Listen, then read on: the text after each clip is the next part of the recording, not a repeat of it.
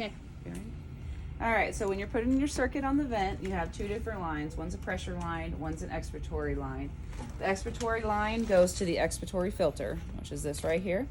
If you mix those two up, the vent won't work. And then your circuit hooks on the one in the middle, okay? All right. So when you want to use your vent, you have to make sure your tanks are turned on and attached.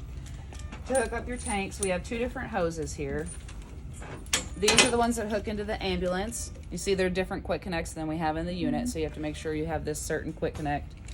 The other set of lines are the ones that attach to the tanks, and they just screw on the side on the 50 PSI hookup right here.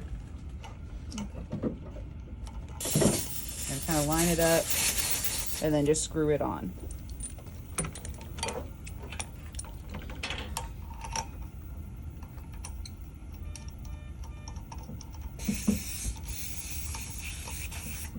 Once those are hooked, you can turn it on right here, just like the L&D transporters. Turn both switches up. That turns on your tanks.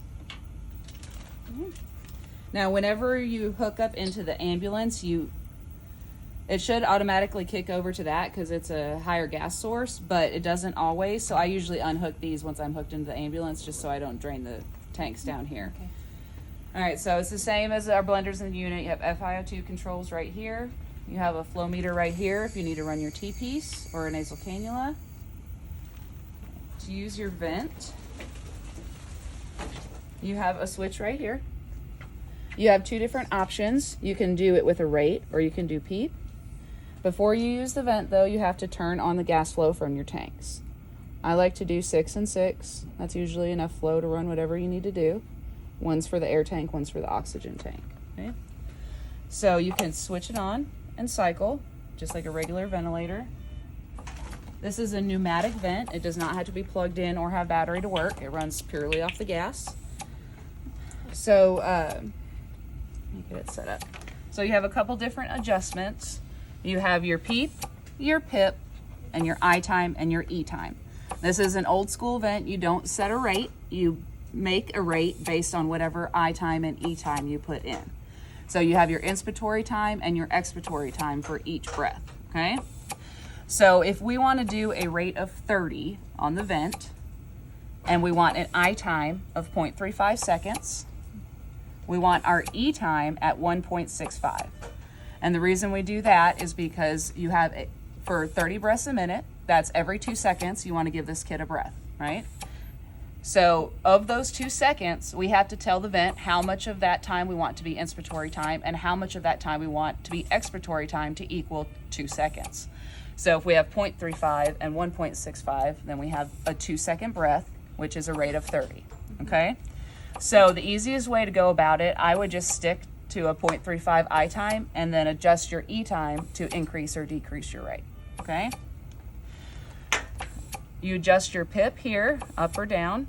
It's very touchy, so you don't have to adjust it much. And you can look on the pressure manometer up here, and then you can decrease your PIP or increase your PIP here. So you want to shoot for about 5 for your PEEP and 20 for your PIP. It's very touchy. Yeah, it is. There we go. Okay.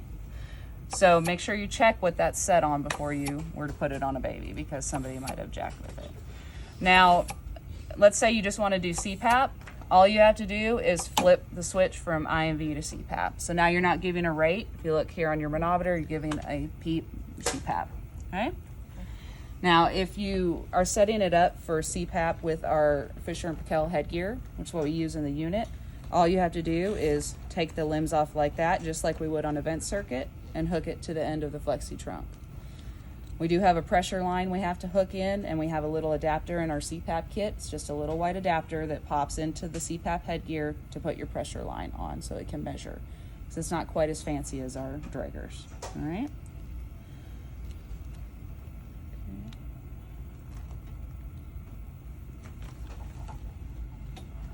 All right, so what else do you all need to know for your checkoffs?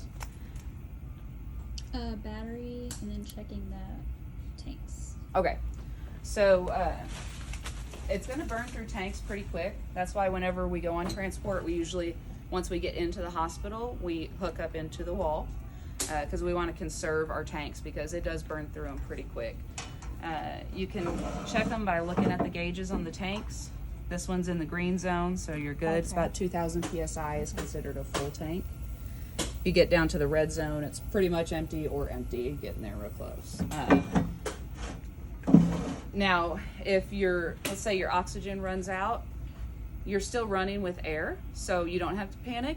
All you have to do is unscrew from this tank and screw into the other tank. You're still giving the kid what they need, just with the other gas that's still attached, okay? Battery, make sure and plug it in when you get to the hospital and plug it in when you get in the ambulance, okay? And every hospital has different quick connects. So in the RT transport bag, we do have a bag with lots of choices of quick connects. So whatever facility you go to, you are able to hook into their wall. Okay. Right. And then where's the batteries located and all that stuff? For the transporter? Mm-hmm. Okay. It is. Pivot. It is hiding all the way under here. Oh, okay. Yep. And you push this red button. That's the release button. Yep. Mm-hmm. It looks like a drill battery. We have extras of these in the RT supply room back there. So we change it out before we go on transport. And if I'm going to get a little bitty baby that I know really, really needs the heat, I usually take an extra one. The paramedics also have the same battery packs. So if you get in a bind and yours dies, they'll loan you one until you get back to the unit. And then you just slide it back in there. Anybody that's used a power drill can get that battery in. Can do that part. All right, I think that was it. All right. If y'all have any other questions?